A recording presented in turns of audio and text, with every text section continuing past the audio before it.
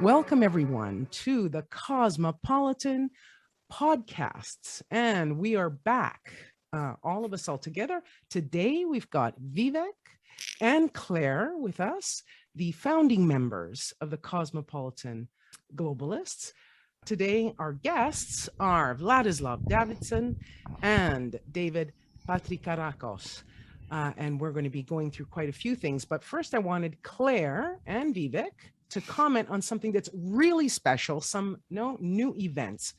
We are so pleased and proud to announce that after a year of publishing the Cosmopolitan Globalist on Substack, we have at last debuted our dedicated website at www.cosmopolitanglobalist.com.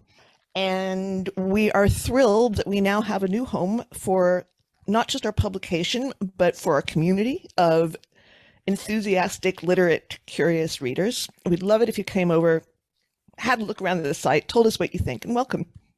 Vivek, any thoughts on this absolutely incredible experience after a year of trying to get everything up and going? It's been thanks to people like you and Vladislav that we've done what we've done, because we couldn't have done it without people like you and Vladislav. No, we're supporters. We're supporters, and we believe in the project and its mission.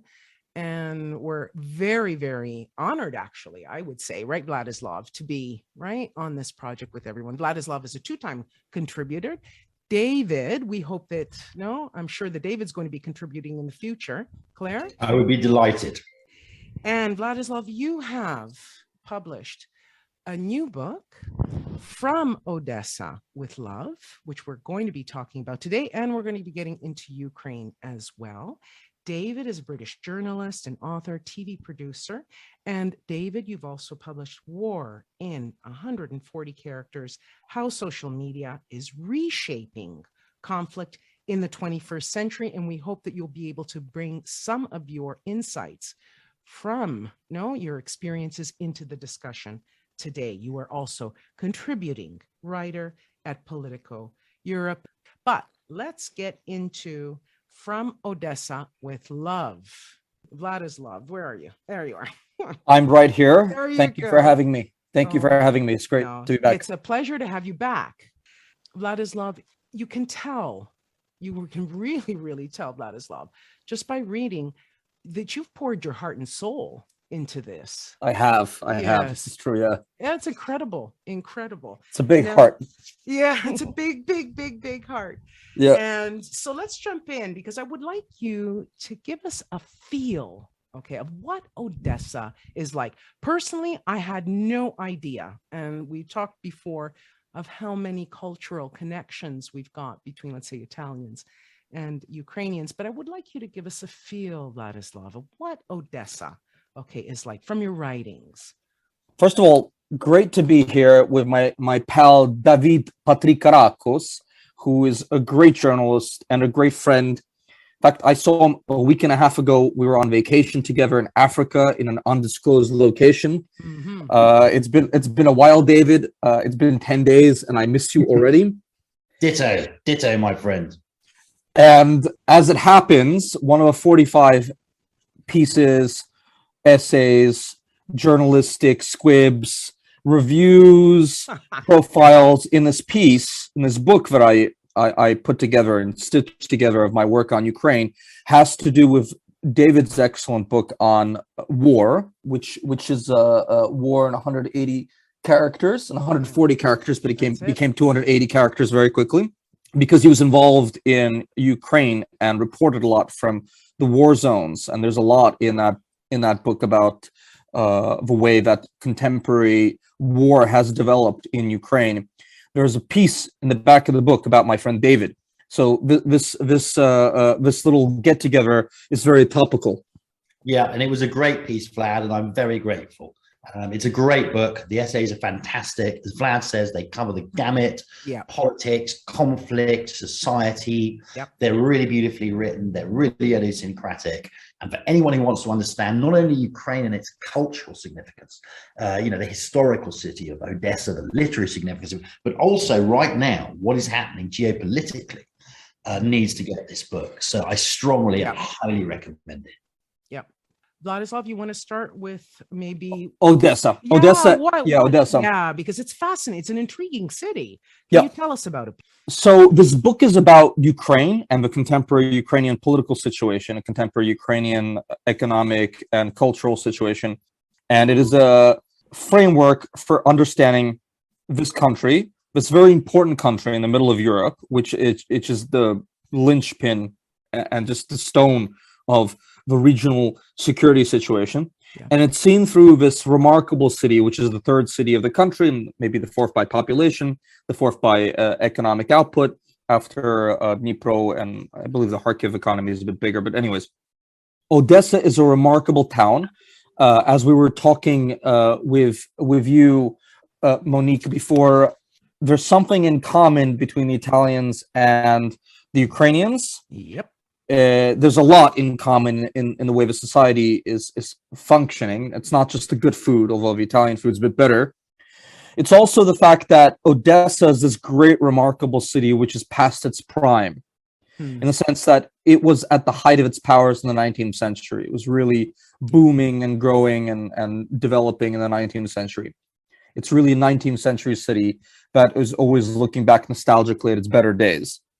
So, like Venice, more than perhaps any other city, Odessa is an important city in the world culturally and punches way above its weight class because it's beautiful.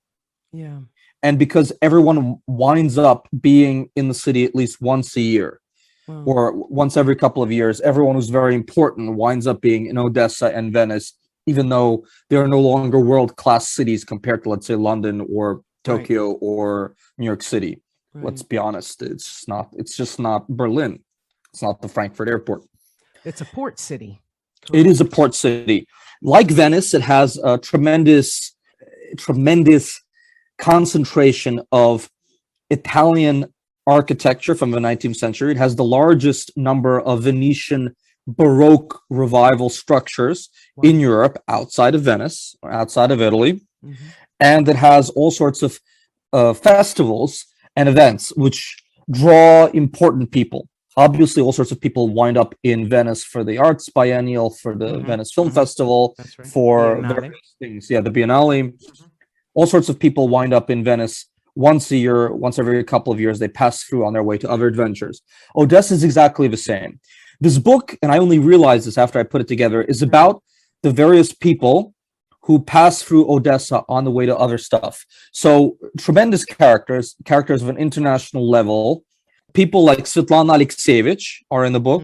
People like the Russian conceptual artist Petr Pavlensky passes through the book. He gives an anarchist lecture, which concludes with an anarchist brawl and someone dies. Oh, wow. Yes, it was a bit too Foucauldian for my taste. He gave a talk about Foucauldian anarchism, how to resist, and a drunken fatal brawl broke out at the end of his talk. A bit too literal, a bit too on the nose, right? Right.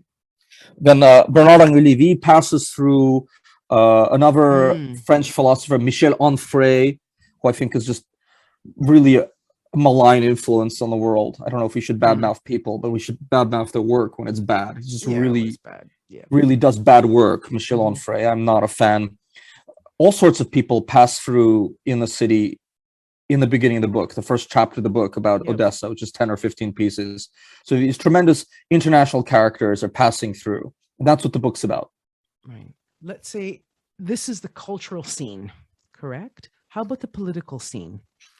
What's going on there? Let's say because really from 2014, I know we could go back, to give a feel of the city. But 2014 really marked a turning point, I think.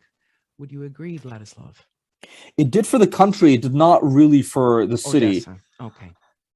Mikhail Saakashvili, former Georgian president, now Georgian political prisoner back in Georgia, was given the governorship of the city and the town, the region, in 2015, and he hung on for 18 months. And it was a tremendous Saakashvilian anarchic adventure, of course, but he got nothing done in the city and its entrenched ways, and the mafia clans and the corruption of the sleaze defeated him, partly because he was unfocused and too anarchic and impatient, but the book is partly about Saakashvili's adventures in Odessa and why it all went wrong. Now, Odessa, I believe, is it not controlled by mafia clans? Absolutely, it is. I think corruption is theme, right? That runs right through all of your book. Corruption in Ukraine is a big problem, obviously, although it's getting better and has gotten better in the last couple of years. With after the Maidan, there's been a lot of work on this issue. There's been a lot of good reporting. So obviously, corruption is down in Ukraine a little bit, moderate improvement. Let's say, it's gone from like 140th most corrupt country in the world to 111th, according to all the statistics, or something like that. Some slight improvement. Right. And there's been a lot of international work in that direction, especially in procurement. Things are getting better little by little. Certainly, it won't be Denmark for another 50 years, but there's been very little improvement and perhaps no improvement in Odessa, which, as the book shows, is a city onto itself, a city-state within a city, within a country. Okay. It sounds a lot like southern Italy, where there Correct. are whole areas that are run by clans running alongside let's say, the power of the state. They actually form a shadow state. Correct. Same. Controlling. And I guess Odessa being a port city, everything goes through there, right? Yep, that's right. So they get all their money. How do the clans make the money? Control of real estate, black and gray shipping, and what does that mean, Vladislav? Black and gray. Well, black is, let's say, black market shipping is, let's say, things you can never ship: heroin, guns, counterfeit goods. Gray shipping is stuff that you can ship, but is shipped without paying port duties, port fees, port taxes, and things that come, objects and goods that come into the port without giving to the state. So let's say you're shipping from Turkey some Chinese goods that shouldn't be going through a particular scheme, and you're not paying the state, and you're piping it through a secondary tax structure where whoever is in the local SBU, that's intelligence services, or government structures, takes their cut, sends something up to whoever's protecting them in whichever ministry in Kiev, and the state doesn't get its cut of the duties. So that's the difference between gray shipping and black market shipping. Okay. Now, in 2014, what happened in Odessa with Maidan?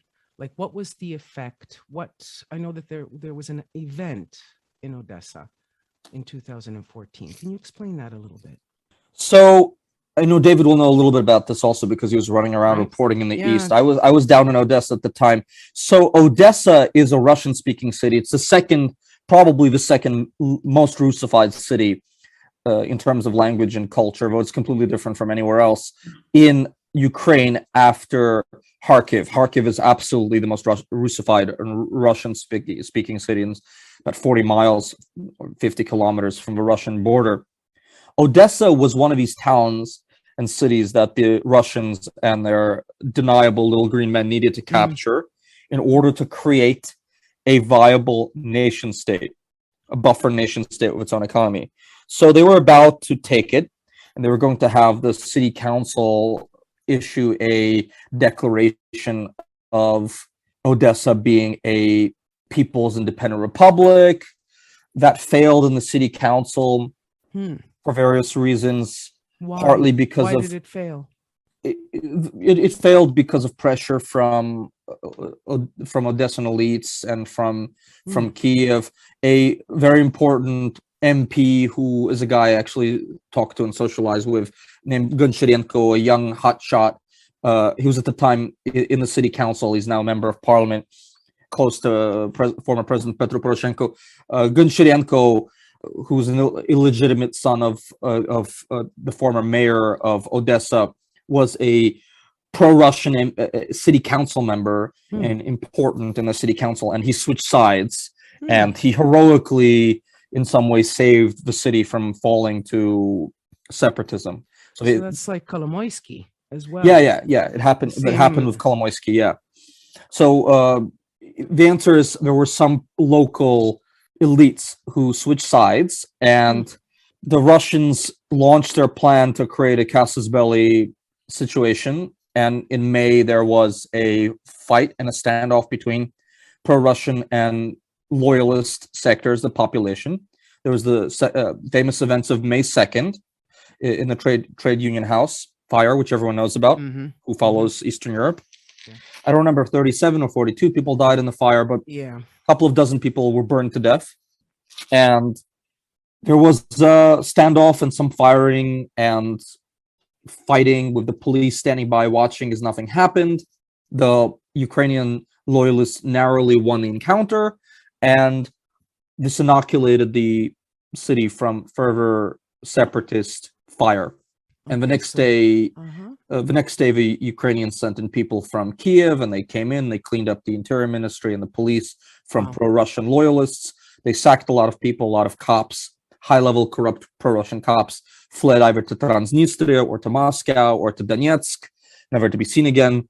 And so Odessa was inoculated from separatism and from being taken over by the Russians. Okay, David, have you got anything to add here?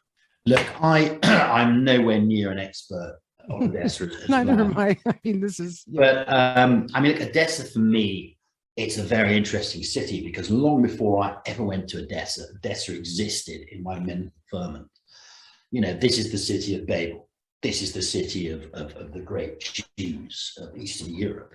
Yes. So long before I came to it, it lived in my imaginations. Those steps, you know, the famous steps going, I remember walking up them for the first time and feeling a free soul. I'm very interested because, look, I was there. It was the first place that I went to outside of Kiev when I went to cover the war. And it was really interesting because I'd been in Kiev, you know, I had a place on Kreshchatyk just by my dam. And, you know, everything was obviously very much pro-Ukraine. And I went to Odessa and I attended one of these events, and it was, you know, it was quite astounding. I remember this huge banner that someone knocked together of Stalin as Arnold Schwarzenegger. You know, he had been superimposed his head onto this muscle-bound torso carrying a huge machine gun with that belt of bullets. I remember guys with signs saying "Cheers to Berkut." Now, Berkut were obviously the riot police that had been sort of, you know, and they were there being sort of glorified. But I'm really interested, Vlad. So it is the second most Russified city after Kharkiv. So we're talking even more than Donetsk, even more than Luhansk, even more than Slovyansk. Well, Slovyansk's not a city. Really? That's really... Within Ukrainian territory. Oh, you mean as of now? You mean since? Yeah. Donetsk is obviously much more Russified. Well, you know, Donetsk has its own local identity and its own local color and its own psychological structures, as does Lviv, as does Chernihiv, as does Kharkiv. No, Kharkiv is definitely the most Russified city in the entire country. Absolutely. So what I find is interesting is because Kharkiv and Odessa, and I want to ask you this, they're also incredibly Jewish cities. Oh yes. You know, I mean, Kharkiv is basically the most Jewish city that I think I've been to in Ukraine. And Odessa, obviously, as we've discussed. So is there a strong link between the two then? Well, the Jews in Kharkiv were more Russified than the Jews in Odessa. First of all, the Jews of Odessa, this is the port town of Haskalah into the Russian Empire. And this is where all the Jews who wanted to worship freely and run away from the rabbis would go. I mean, I think it's in my book, and certainly in the King book, the Genius of Odessa. The very first police record that we have in Odessa is a policeman having to arrest a bunch of Jews who were beating up a rabbi who's telling them to wear yarmulkes, you know. Incredible. Yeah, I mean, it's just such a fascinating place, Odessa. Yeah. No, I'm ready to go. Yeah. Oh, it's absolutely great. I'm not kidding you. I'm not kidding you. Exactly. It's this great kind of city. It's like a bit like, you know, perhaps Thessaloniki, one of these great port cities. Yeah, not dissimilar from Saloniki in many ways. Kharkiv, as you will know, the mayor of Kharkiv, this tremendous mobster character, Kernes, was this Jewish guy. And that's in the book also, the death of mobbed up Jewish gangster. I wrote I think a very funny obituary for this mobbed up Jewish mayor of Kharkiv, who kept the city on side in the country during the start of the war. I think it's one of the funnier pieces in this book, and it's wonderful. He was such a character. I didn't have COVID in yet. Well, no, because he was shot like 20 times. He was shot in the back by a sniper, and he survived. And he was living bloated and in a wheelchair because his body was destroyed by the sniper fire, and COVID just finished him off. Wow. Vlad, you talk about also in Odessa, there's a mobster character, sort of like the head of the clans. Yes. That he's disappeared. What's that story? So that is a wonderful story that we do not have a resolution to yet. There's a gentleman named Angert, who is this underworld character whose name is Angel. And I remember Saakashvili used to rage at me. Only in Odessa do they call a demon an angel. It's a great line. Yeah, I think one should read the book and get the investigation that I did on this charming character, a mobster who ran the clans and then disappeared. He had cancer of some sort. He either faked his own death and he was buried in Italy, or not. And he's actually living in Marylebone in London, wow, as the intelligence services say, as certain Ukrainians tell us. He disappeared, and it was a bury a meal, as they say, to make the others in his organization fight for his assets. So it's just a great story about a mobster who may or may not be dead, may or may not be living in London. I found it also interesting that he was buried here, or at least we think he's buried here, whatever it is, here in Italy, and what the connection with the clans here would be. But that would be a whole other discussion itself. I wanted to ask David, you talked about your experiences. Were you at Maidan? So I came at the tail end. So I'm a little bit like Jonah in the sense that everywhere I go descends to disaster. Where are you now? Where are you now? I know, I'm in Athens. No, but let me explain. So in 2011, I went to Lebanon for a week to interview Hariri, the prime minister, and the government collapsed and he fled to Paris. So in the end of March 2014, the New Statesman sent me for 1 week to Ukraine to cover the aftermath of Maidan. And then war broke out and I stayed for a year. Wow. Now, in February 2015, I was crouching in a hole in eastern Ukraine being shelled. It was like -10 or -15. And I remember thinking, you know what, I've just had enough. I can't bear, it's a year of this. I'm going to go to Greece with for a couple of months. And then the financial crisis broke out and I spent 6 months running around covering that. So, yeah, my time in Ukraine, it was the aftermath of Maidan, but it was really the war. So I was the first Western journalist into Slavyansk when they took the police station. So I went to Donetsk and I was there on the second night. They took over the municipal building. Then I went to Luhansk and I was there when they declared the People's Republic of Luhansk. And then I was declaring Slavyansk when it just changed. So in Donetsk, you just saw these people and they had baseball bats and they had sticks and they had like paving stones that they'd ripped up. Then you went to Luhansk and you saw people with guns. And then you went to Slavyansk and then you saw the little green men, like they were just Russian soldiers. Wow. You could tell by the way they were standing, it was just different. And that's when the war really started. Okay. And I was there when it became the occupied territory. I still have my DNR, Donetsk People's Republic press card that we all had. And very much. And that's where my last book, 140 characters. I got to get that and it's a great book. Through it. Oh no, definitely. David, what feeling did you get from the actual Ukrainian population themselves in Maidan? Their spirit, like what did you learn from them? What did you observe? Well, to be honest, what really struck me was just how patriotic they were. One thing that Putin did, and again, look, I'm not, I defer always to Vlad on this, is that he did really create Ukrainian nationalism by taking away Crimea and essentially eastern Ukraine. He just locked off all of those pro-Russian bits, and what you kind of had. And the second thing that struck me was civil society.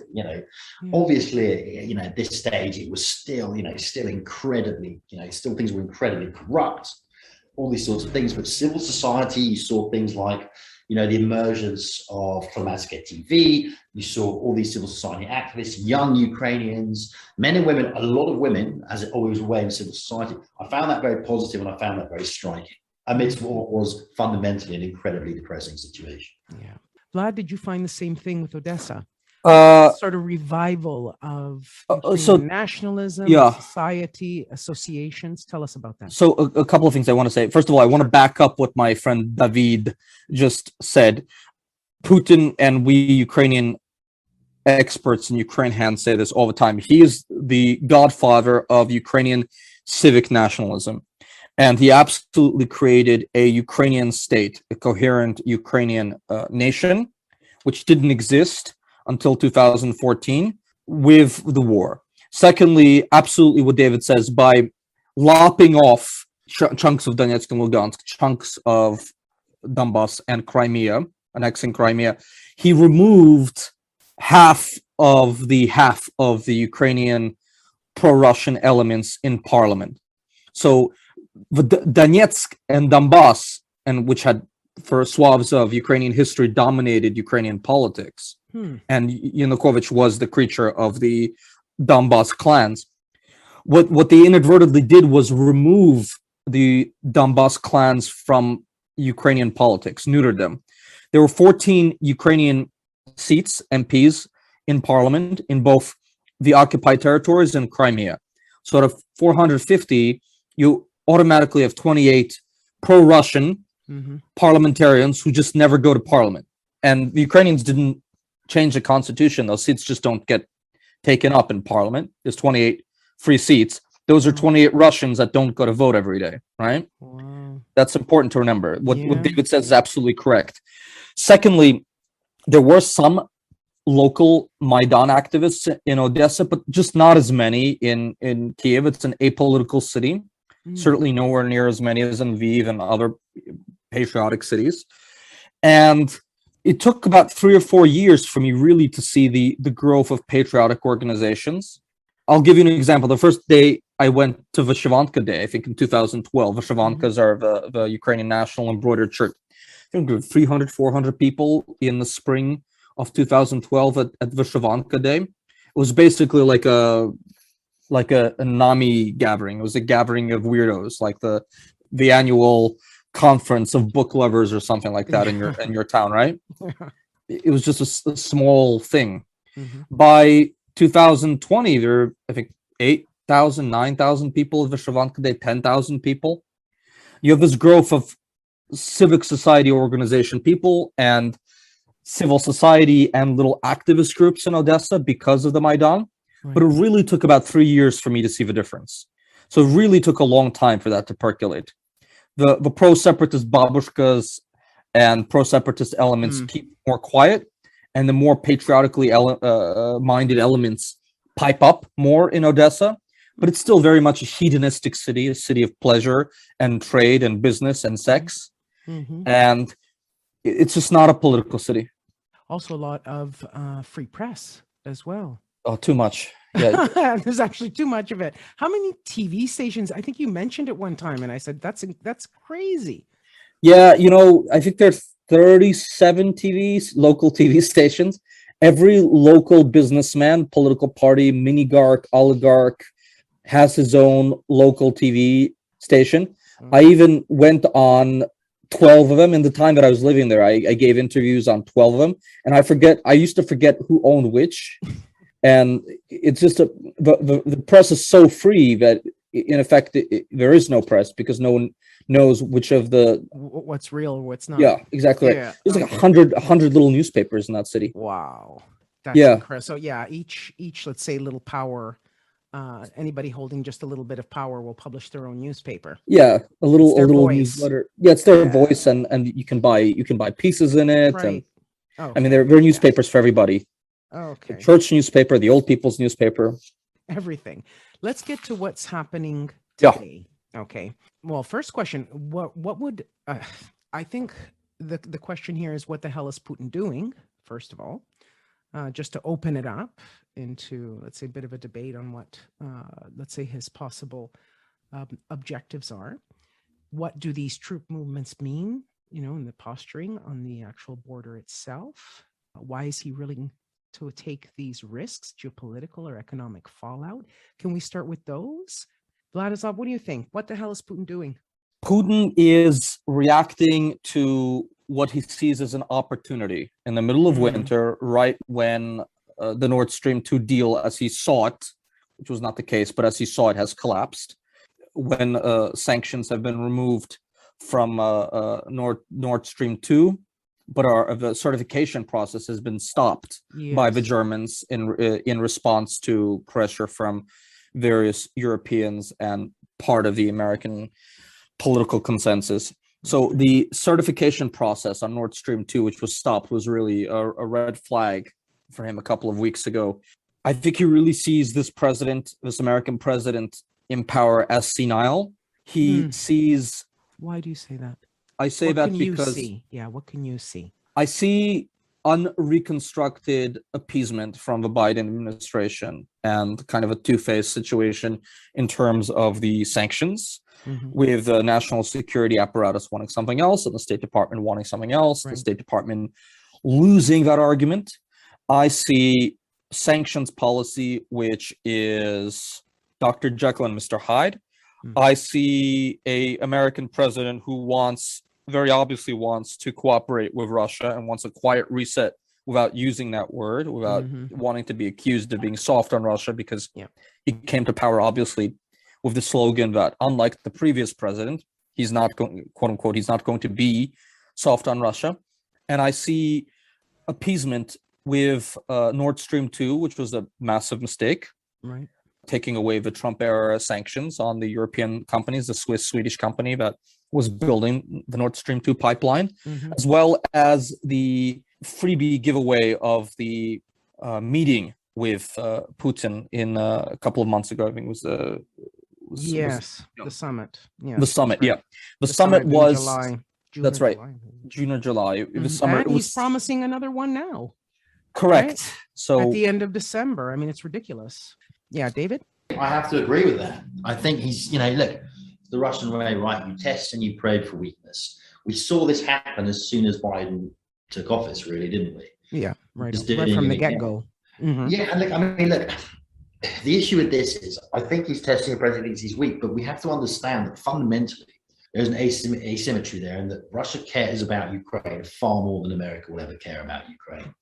So I have to think, even if there was a really strong president, what would they do? Like, if those Russian troops cross the border, what is anybody going to do? I don't think they're going to go. That was going to be my next question. What can NATO signatories or allies do? Because Ukraine, first of all, nothing, because it's not a member of NATO. And Stellenberg, I despise, came out and essentially said that. They're not going to do it. They didn't do anything last time. I mean, this is the fundamental problem with NATO, which is, well, first of all, it's not a NATO power. So what would they do? I mean, what can they do? I mean, are they going to send, British troops to die, American troops to die for Ukraine? I sincerely doubt it. I think so. You doubt this. Part of my book is to actually understand what it is. Are 20th century security arrangements obsolete or not?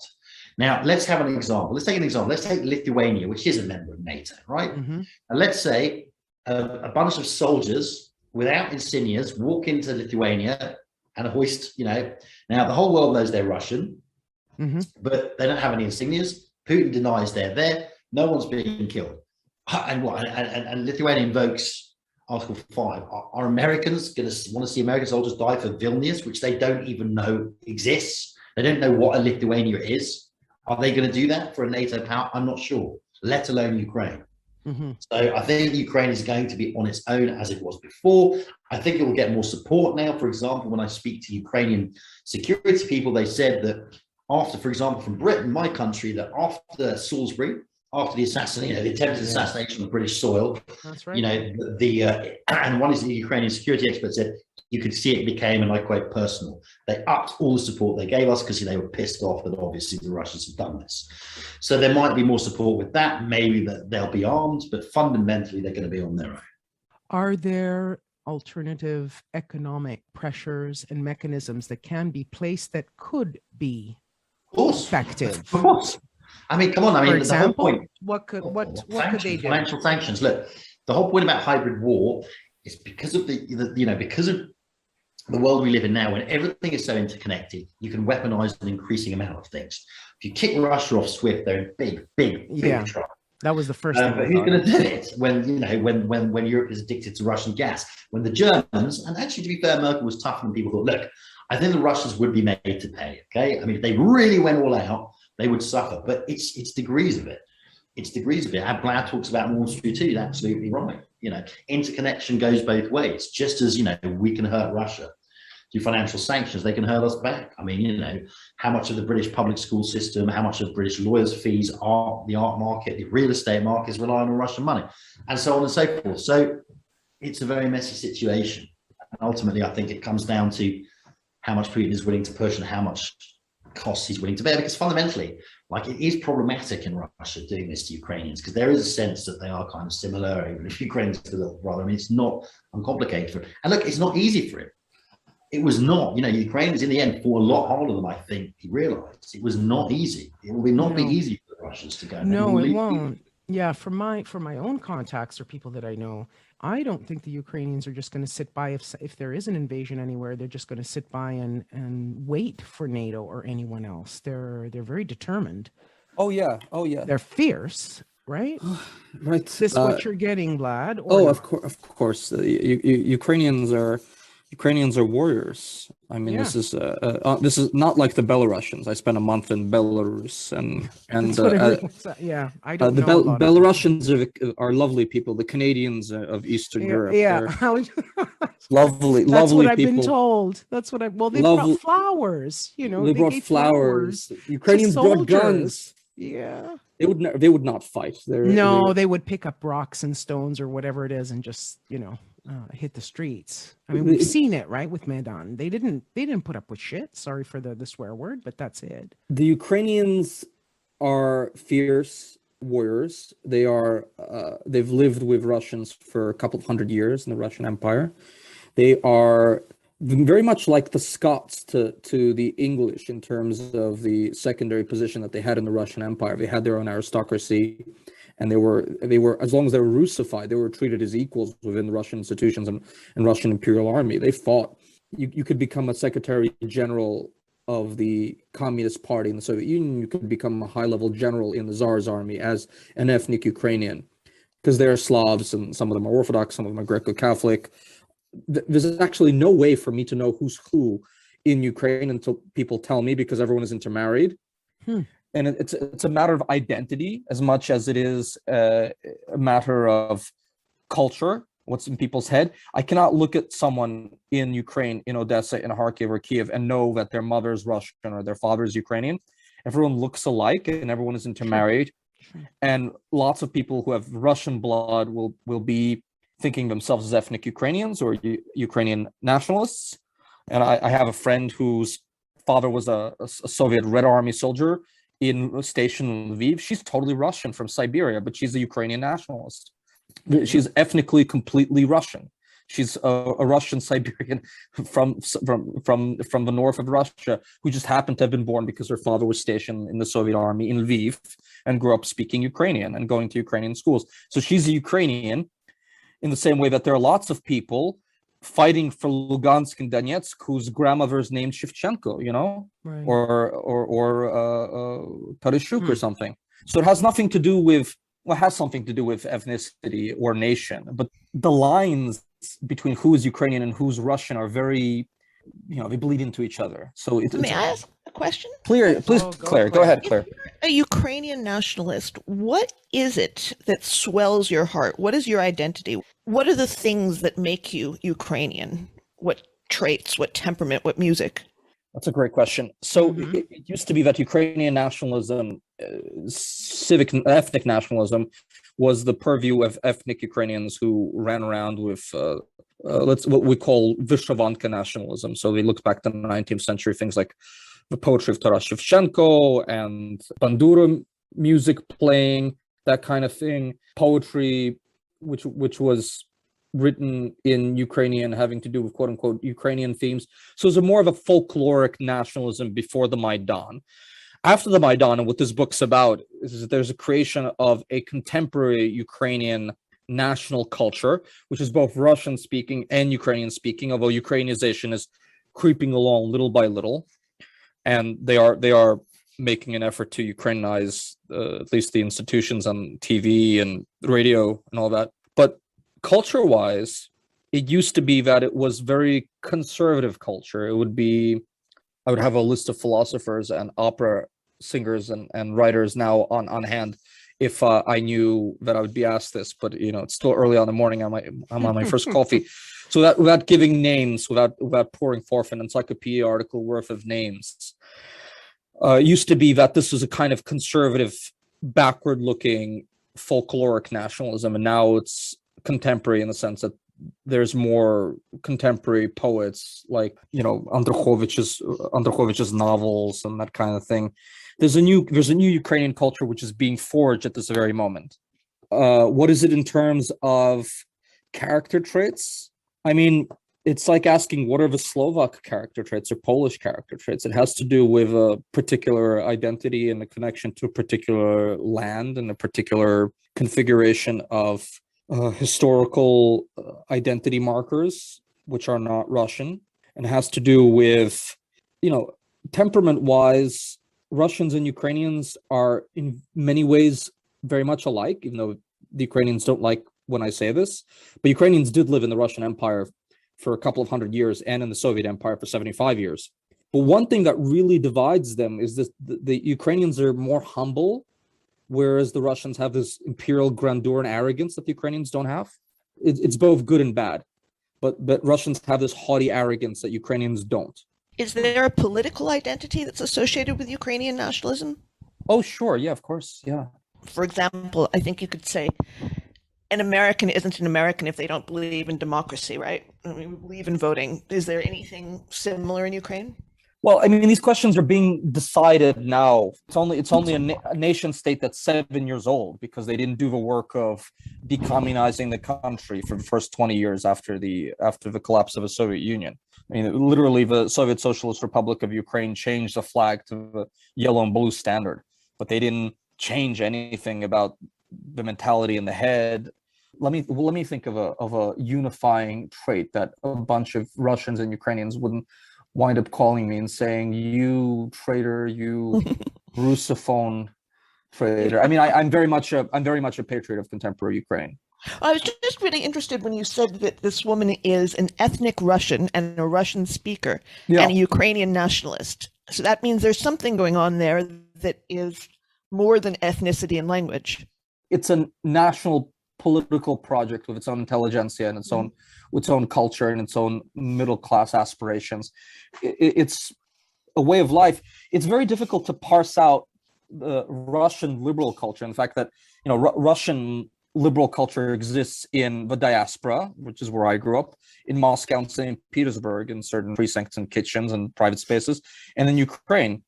The biggest number of Russians living in a liberal democracy together in the world is in Ukraine. Millions and millions of people speak Russian every day, live together in Ukraine, reading Russian newspapers and speaking at home in Russian and living in a democratic culture in both the little and the big sense of culture.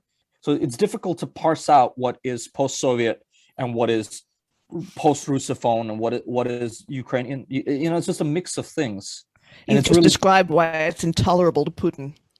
Exactly right. And he hates that there's this Russian-speaking liberal democracy and Ukrainian-speaking liberal democracy with whatever problems, but still a liberal democracy with elections that give a new president every 5 years. Ukraine's had 6 presidents in 30 years on his doorstep. He hates this. And the political scientists refer to this as democracy contagion. Right. Vivek, you want to jump in here? Berislav, I'm new to the Russia-Ukraine question, but then reading from the media over the last few days, there's been enough about what they call Kremlin's new history of Ukraine, that there's been no such thing as a separate Ukraine people. And they won with the Russians. The state of Ukraine is an artificial creation. So a lot of the things that you've talked about sort of gel with this narrative that Putin would be trying to construct right now. What you're saying is that there is a contrary narrative, and that's still under construction. Yeah, that's So- absolutely right. So is it a question of which narrative wins out at the end, or what's really happening? Look, the Latvians, the Lithuanians, the Estonians, the Ukrainians, the Poles, they were constituent people in the Russian Empire for a very long time. The Ukrainians much longer than the Poles and the Latvians and the Lithuanians, but they were part of the Russian Empire, and they were Russified people, and they didn't have their own national project for a very long time. The Ukrainian national project is much older than the contemporary Estonian national project, although you could say the Estonians and the Lithuanians have been a people for 1,000 years or whatever, but they've had a national identity in terms of intelligentsia pushing a national narrative for like 130 years at most, 140 years. Ukrainians, that national project is much older, and a Ukrainian literature being written by Ukrainians for Ukrainians in a Ukrainian dialect is a much older narrative than say the 19th century Estonian literary project, which had a lot to do with Russian folklorists and German folklorists coming in and going around the countryside and writing down folk songs and folk melodies and folk tales. Ukrainian political project is much older, I'd say by 100 years. But Ukrainians as a nation certainly exist for a very long time before a contemporary Ukrainian nation state exists on the contemporary Ukrainian European political map. You know, there are writers such as Leonid Hilbov, Padura, Petrenko, Lesia Ukrainka. There's all these 19th century Ukrainian writers who are very important. Can we hear a verse of 19th century Ukrainian poetry? I did not come prepared for that. I am not But do they That would have been actually great. talk about a sense of Ukrainian nationalism in the 19th century? Oh yeah, Is yeah, there yeah. something unique about the Ukrainian identity that these poets talk about? Yeah, no, And if it's, that is a narrative that can be continued today, then Putin's got a competing narrative. How do these two balance out? look, there were writers writing in Ukrainian, people like Mikhailo Kotsibinsky, who else? Let me think. Vasil Stefanik. There were lots of Ukrainian writers of the 19th century, not just Taras Shevchenko, the father of Ukrainian literature. Everyone knows Taras Shevchenko, but there were Ukrainian poets and Ukrainian prose writers writing in Ukrainian in the 19th and 18th century. This is just a fact. And the fact that not every part of contemporary Ukrainian sovereign territory was under Ukrainian control in the 19th century. Some of it was in the Austro-Hungarian Empire. Some of it belonged to, in the 18th century, to the Turks. Some of it belonged to what would have been known as the Polish map. And this is a well-known narrative that the Putinites are pushing, that there is no Ukrainian state, and it's just a Frankenstein arrangement of territories which was thrown together because of historical contingency. Well, no, it's not the case. There are lots of people who think of themselves primarily as Ukrainians, and even if people in some parts of the country are added to the contemporary Ukrainian national political configuration because of wars, that doesn't mean that there's not such a thing as a Ukrainian political nation in the 18th century or the 19th century. What about the Russian-aligned Ukrainians, the ones who want to be part of Russia? What's their deal? They exist also. I mean, you have to talk to them. They're in the east and south of Ukraine. Ukraine has a tremendous number of Russian minorities. This is the biggest minority in Ukraine. It's a country of many minorities, of course, which is why it's such an interesting country with a mosaic of different people and languages. There are millions of people of Russian descent, although according to the latest census, lots of people no longer say that they're Russian. They're saying that they're Ukrainian. The number of people who are claiming a Ukrainian identity, even if their grandparents are named Petrov, as opposed to Shevchenko, as opposed to Shevchuk, they're calling themselves Ukrainian when they're speaking to census people. There are still several million ethnic Russians in Ukraine, far fewer now that Crimea has been annexed and half the Donbass is under temporary occupation. You have to deal with them, and you should not be Ukrainianizing them by force by any means, but there is a very large Russian diaspora in Ukraine, just as there is a large Ukrainian diaspora in Russia. The biggest diaspora of Ukrainians in the world is not in Canada, it is in Russia, with several million ethnic Ukrainians living in territories which are contiguous to the contemporary Ukrainian state, and in places like Kazakhstan and Siberia, and in places like Moscow. When ethnic Russians in Ukraine say we want to be part of Russia, what is it that they want? It's surely not for the democratic governance and the standard of living and the low corruption. Is it because they feel that as Russian-speaking minorities in Ukraine, they have been discriminated against, or do they buy the idea that there is no such thing as Ukraine? Some of them certainly buy it. There's never been any discrimination against Russian speakers in Ukraine, well, after the dissolution of the Soviet Union. The Donbass essentially ran Ukraine several times. People from that region had tremendous political power. There's no way to say that they were discriminated against. They were half the political power in the country for a very long time.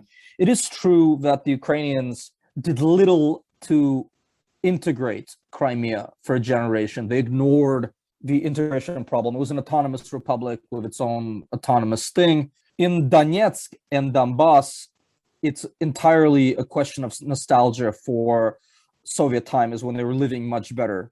They were high status and high value and highly paid workers in Soviet times in the 70s and 80s. Things used to be better in Donetsk and Lugansk for people who are in their 50s and 60s now and have a real nostalgia for Soviet life. David, do you want to say something about that since you were there? Look, I mean, I would agree with what you say. Let's not forget that Yanukovych was from Donetsk. There are issues around the language, and I think, since a lot of this has happened, there is perhaps, drive to sort of speak Ukrainian in some places. The point about this was always weaponized. I remember being in Odessa, and, people telling me, oh, if you go to Lviv and speak Russian, they won't sell you milk. I don't know why it was milk that was chosen, but there you go. I remember being in Eastern Ukraine and then telling me that Kiev wanted to destroy the speaking of Russian. And it's like, well, most of the people who I knew in Kiev spoke Russian. I mean, you couldn't destroy it even if you wanted to. That said, language all across the former Soviet Union is very sensitive.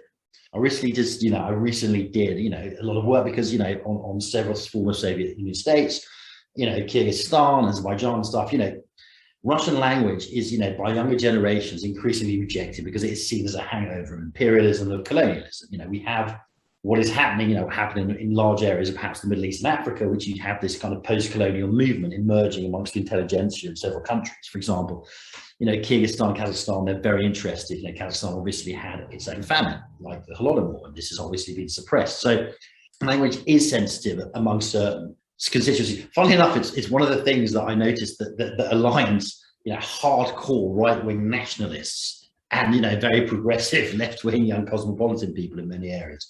So, it is an issue, but this idea that I was hearing again and again and again that, they wanted to destroy the speaking of Russian, that they wanted to kill Russian speakers. And that is essentially these sorts of things that is kind of where my book emerges from, because it was like speaking to people in a cult. They were all parroting the same things they'd seen on TV. And it's quite striking that people, and okay, Ukraine is a big country, but it's as if, I guess, the British analogy would be that people in Manchester genuinely believe that people in London wanted to kill them. It's quite striking, the disconnect. That's what I started looking into online and media. David, can you just back up a bit and tell us the title of your book and maybe a two-sentence summary of... It's called War in 140 Characters, How Social Media is Reshaping Conflict in the 21st Century. But War in 140 Characters. So, look, it stems very simply from the fact that I'm sitting in Eastern Ukraine or standing in Eastern Ukraine. And, first of all, I covered the war in the Congo a few years earlier, and it was like a war in a different century. It was only 4 years difference. And I'm thinking, this is really strange. And I'm like, why is this strange? And I realized that in the end, I'm looking at two wars. I'm looking at the war that's fought on the ground with tanks and troops and guns and I'm looking at another war that's fought out online with tweets and posts and shares. And I realize after a couple of months that the latter one online is actually more important than the one on the ground. Why is it more important? As we traditionally understand it, and this is something that we're still kind of het up with in the West, which is what is our idea of war? It's basically World War II. I mean, someone said that, the West used to have a basis, its moral basis was Christianity. It's now been replaced by World War II. I think there's a lot of wisdom to that. But the point is this. World War II is a classic war, right? You've got two sides. They're easily identifiable, and they have a physical fight in areas that are pretty much as delineated as a boxing ring. The winner defeats the loser, imposes a political settlement on the loser, and the war ends, right? And what I'm seeing in Ukraine, what I'm seeing is something very different. Now, look, Russia wanted Crimea. Even for a non-expert like me, you read Russian novels, you read books, they always wanted Crimea. They thought they took it. Russia never wanted Eastern Ukraine. Now, what was Putin's goal, right? And I realized his goal was not military.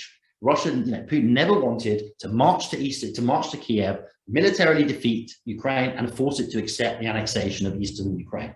That was not the goal. What the goal was something different, which was, yes, he sent troops and tanks and soldiers across the borders, but that was to sort of, section that bit off and to pump in narratives. And to do what? To destabilize the country sufficiently that it was never able to join the EU or NATO. And that is a political goal. Russia's goals in Eastern Ukraine were not military. They did not seek to defeat Ukraine, which, as Ukrainian told me in the beginning, which they could have done in like 5 days in the beginning.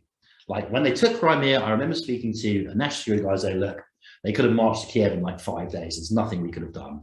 Our army was completely hollowed out. Like we had Jeeps that people had stolen the engines out of to sell on the black market. But he didn't want that because fundamentally he did not seek a military solution. It was a conflict in which military victory was not the goal. That's really interesting. And that's why the posts and tweets and shares were far more important than the soldiers and tanks and guns. That's the point I was trying to get to. Vladislav has talked about a narrative that builds the Ukrainian state, that builds the Ukrainian ethos. But then what you're talking about is a counter narrative, and it's like a war of narratives that's coming up. And then within that space, it's a question of who's going to develop more power, who's got the power, where. Well, I mean, it depends. I mean, in Eastern Ukraine, I would say the Russian narratives have hold. And look, let's not forget, like, they went in there in 2014. It's 7 years later. If you're an 8-year-old child, you're now 15. The only thing you've known is growing up in that media environment.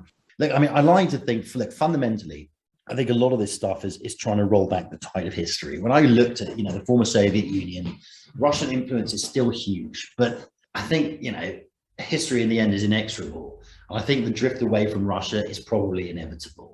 Russia doesn't have the means, unless it wants to, reconfigure the Soviet Union and go and reoccupy them. It's going to take a long time. There'll be hiccups, and there's still a lot of Russian influence. But, the young people, generally, they want a Western life. They don't want to be in a hawk to the Soviet Union, to Russia. They don't.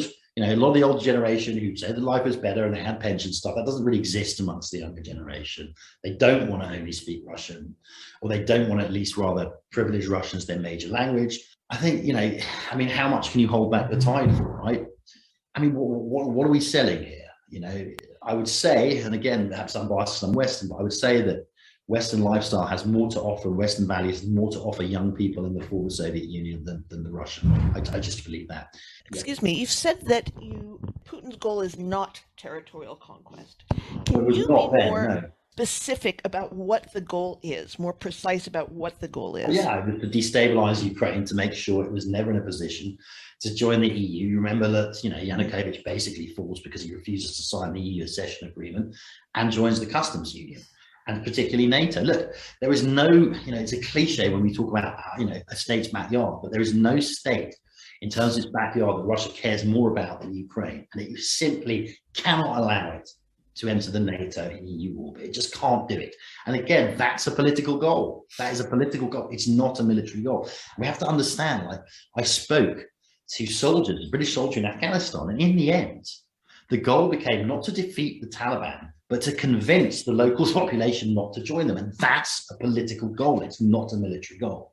Well, you said earlier that it's inconceivable to you that Americans would fight for Lithuania, a country they can't find on a map. But I think Americans would fight if this is the way the battle is being fought, if there's no unpleasant mucking around in the trenches, and if it's entirely an ideological battle. Well, it's being fought already. I mean, like, this is the problem. We still have this conception that war is like a light bulb, that you switch it on and off. I would say that America has been at war for the last 10 years. It just doesn't realize it. That's right. Yeah. But don't you think that if Americans did realize it, they'd be willing to fight this war? I mean, I would like to think that if you say, listen, you're on, but yeah, look, it's like the 2016 election. We will never know the degree to which there was Russian interference in the election. And look, a lot of it's been overblown, but there was something, right? There was something. No, there was something. How successful it was is another story. But, you know, every day, well, not every day, but most days I look at the spaces, I see the information attack that America is under all around the world, in the Middle East, everywhere it is. But, you know, I don't think people still can conceptualize this as a war. And certainly, I mean, in terms of the Lithuania example, I'm not quite sure what you mean. I mean, I just don't, I mean, I could be wrong. The point about NATO is it lives and dies on Article 5. And if collective defense is not actually real, then it's the end of NATO. I just question whether Americans, and it's not just about British, French, would be willing to see their sons and daughters die for Vilnius. I just don't know. But you're also questioning whether Putin would. You're saying that you don't think his objective is to fight a World War II style battle. First, I don't think it is. Look, I mean, I'm talking about specifically in Eastern Ukraine, right? I'm talking about that specific example of what I was seeing. There's obviously still scope for military wars. I mean, look at what he's doing in Syria. That was pure Russian hard power. But look, this is all about many, many things, right? Let's look at the world we live in now. We live in a post-World War II environment in which basically, you know, the international architecture, the EU, the UN were designed to regulate state-on-state war out of existence. No one ever wanted that again. If you turn around and you start massacring everybody, you become Assad, and then you are pariah, and nobody wants to be Assad. So we live in an age where mass violence isn't really permissible, sort of ethically. And it's worse. There are really no state-on-state wars within the West, within major powers. Like, you know, okay, even America versus Iraq. I mean, you know, or the coalition. The war, the state-on-state war was a week, basically. It was an insurgency. So if you're Putin, you don't want to roll into Ukraine and kill 50,000 people, or roll into Crimea and massacre because you become Assad. And then the world does have to act, right?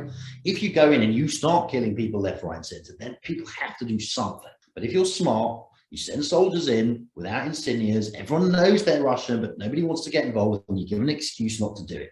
Look, if Putin goes into Lithuania and bombs the capital to the ground, yes, sure, people will react. But why would he do that? That would be foolish. Doesn't need to do it. Now, Lithuania is just an example. I'm not saying he's going to invade Lithuania. God, he's got enough problems.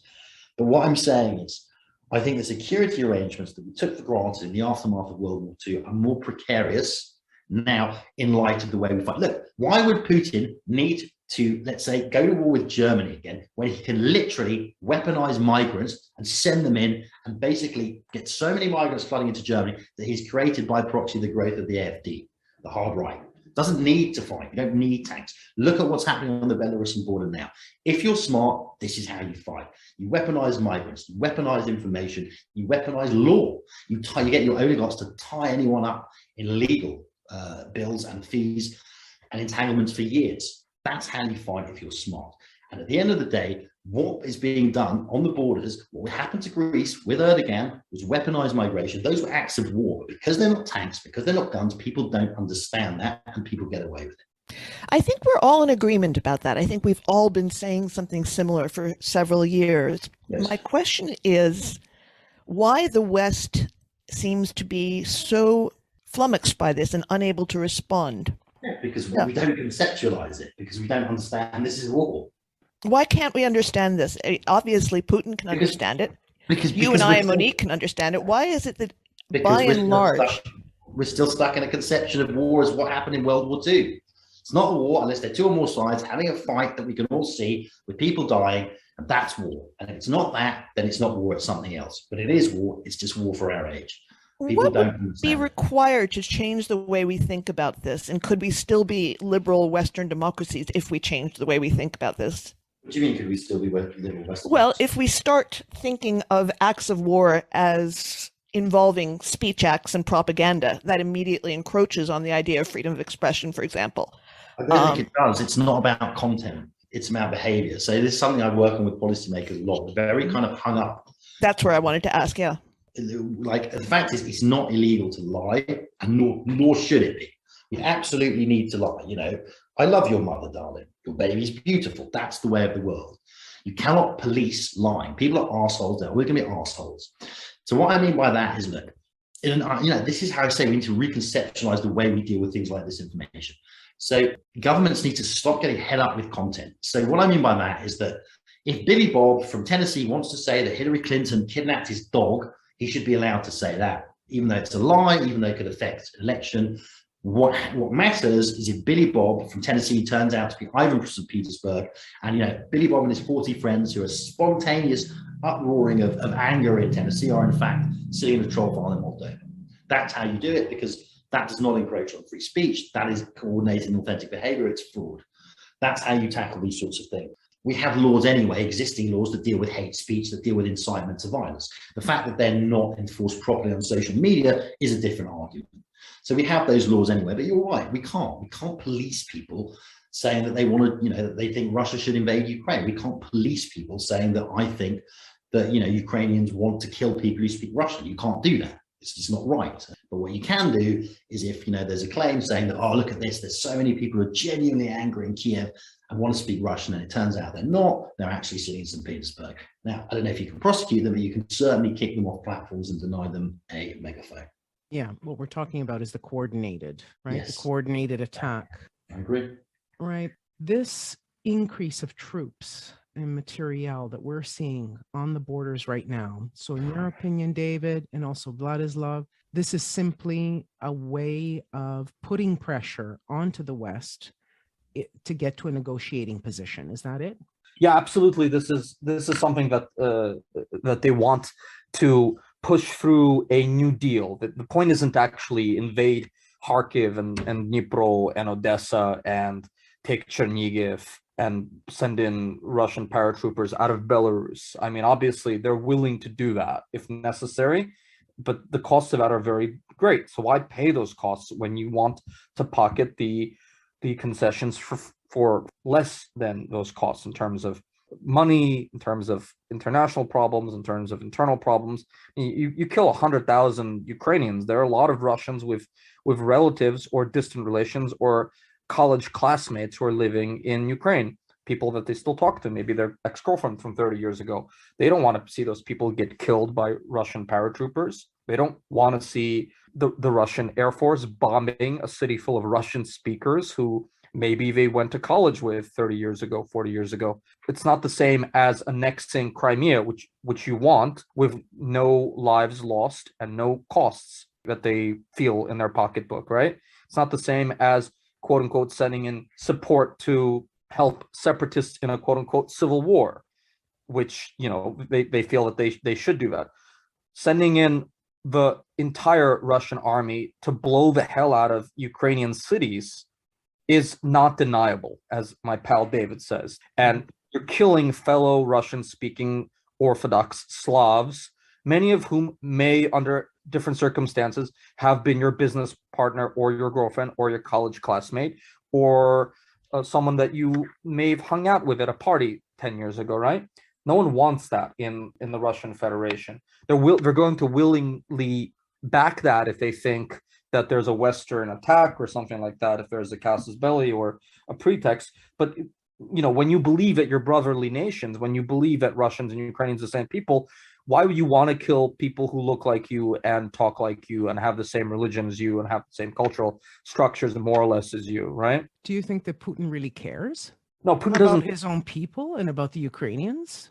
He does think of the Ukrainians as part of the Russian people. He absolutely does see no difference between the Ukrainians and the Russians. Is he willing to kill 200,000 Russians in order to get short-term goals? Of course he is. Is he willing to have massive demonstrations in the streets in St. Petersburg, Moscow, 1 million people in the streets when there's 500,000 dead Ukrainians? No, there are internal costs, there are external costs, there are army costs. So the point is to realign and reframe the deal that they have with the West without actually doing that. The point is to get to the point of doing that and to get the West and the Ukrainians to back down and to give concessions without actually using the army to kill a lot of people and paying all the international sanctions and prices that you're going to be paying for that. Yeah. David, you want to add something to this? No, I think he's spot on. So Zelensky said yesterday, I believe, that he wants to sit down with the Russians. Am I mistaken with in that? He didn't quite say that, although I didn't Okay. listen to the entire speech. He basically started giving these trillion speeches, whereas 2 years ago he preferred not to even use the word Russia in his speeches. He would say the enemy or our enemies or our opponents. He would never say Russia. He would never say Moscow, because he was, for the first 18 months of his presidency, really working hard on getting a deal. They really know that there's no deal forthcoming now, and he's pivoted towards being a wartime president, and he's really like every other Russian-speaking president of Ukraine, like Kravchuk and Kuchma before him, who wanted to get along well with the Russians, and unlike Poroshenko, was not elected on a Ukrainian wartime footing, has had to adjust internally and externally his own compass to the fact that this is, not a viable situation. The Russians don't want to get on with a Russian-speaking president of Ukraine. They want to dominate Ukraine. They want to keep Ukraine long-term as part of a Russian empire. There is no Russian empire without the Ukrainian heartland. That's right. And so what they want now is to go back on the deal that they had basically after the Cold War. They feel stronger. They have a strong army now. They see the West in disarray. They see the collapse of the liberal world order with the tremendous mistakes of the Obama administration. He didn't want to destroy the liberal world order, but he accidentally sundered it with his diplomatic attempts with the Joint Comprehensive Plan. So the Russians want now to go back on the older red line that they had, which was that Ukraine would not be in NATO. They now want NATO not to be in Ukraine, which means nothing. It means no flyovers, means no... Yeah, that was yesterday. Yeah. No training, no rockets, nothing. Yeah. They want no NATO presence on Ukrainian territory or in Ukrainian airspace. That's what they're demanding now. That's their next demand. What will be the next demand then? The next demand would be more concessions. I mean, they have not yet said what the next demand would be, but if they get this, if they get a summit and they get more unilateral concessions from the West, and if they get a NATO statement saying, well, the Ukrainians are on their own and we will never have Ukraine be part of NATO, that's the New Deal, they'll draw back the troops if they get that, which is what they want now. You think that would stop Putin? That would stop the Kremlin? For a while, yeah. For now, for this week, for this month, sure. Will he ever be satisfied, David? Blood? I mean, I don't know. God, that's the big question, right? Yeah. Yeah. We're all sitting here, scratching our heads saying, well, how far does he want to go? Yep. So where do you stop him? Where do you stop the appeasement?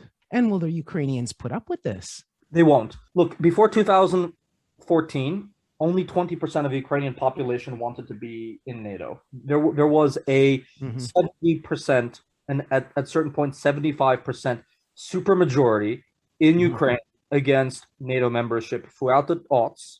I write about this in my book, in my long interview. At the back of the book, I have 3 long interviews. One of them was with Ambassador Pfeiffer. He was the American ambassador in Ukraine in 2007, 2006, 7, 8. And he really goes into really interesting detail historically about the negotiations about giving Ukraine a map, a membership action plan around 2006, 2007, 2008. President Yushchenko wanted it, but Yanukovych, was prime minister, did not. So when a executive country is divided, NATO never makes a proposal. They don't give him a map when the executive is divided, and the Ukrainians at that point were divided. There was only 20% of a population, 25% sometimes 27, sometimes 22, who wanted to be part of NATO. That is a hard fact. It is now above 50%, and that is Putin's own achievement, an achievement of his own making. There is now a solid plurality and majority, even a solid majority above the 50% marker of Ukrainians wanting to be part of NATO. It's too late. They've paid for their own stupidity. These are my brothers, the Ukrainians, so I say this with love. But they paid for this with the opinions that they held 10 years ago, and they missed the boat on getting a map in 2007 when the Russians were weak before the Georgian War, when they were probably even willing to swallow it, and when a different kind of deal could have been made with them. They might have even allowed for a map for the Ukrainians in 2006, 2007, when the situation was completely different. That is a different world now. We're in a different headspace, a different geopolitical configuration. We're not going back to that. And Putin wants now understanding that there is a majority for NATO and that it is now the policy aspiration of the Ukrainian state. It's in black and white. It's in law now. They want to be part of the West. He feels the need to put an end to this now. Okay. Let's have some last thoughts. Okay. And different things. Claire, have you got anything to add or any comments? I very much enjoyed hearing about Odessa, which seems a tremendously nostalgic port city that is characteristic of a cosmopolitan and globalist sentiment, or a cosmopolitan sentiment anyway. And I hope that readers will pick up a copy of Vladislav's book, because it's a lovingly evoked portrait of Odessa that would make for a tremendously agreeable afternoon's reading. And I'm now curious also to read David's book, which sounds definitely. It sounds as if he's treating many themes that we have been very concerned about for years, or the past year at the Cosmopolitan Globalist. Thank you both for joining us. So we're just going to say goodbye to everybody who's listening, and we'll catch you the next time.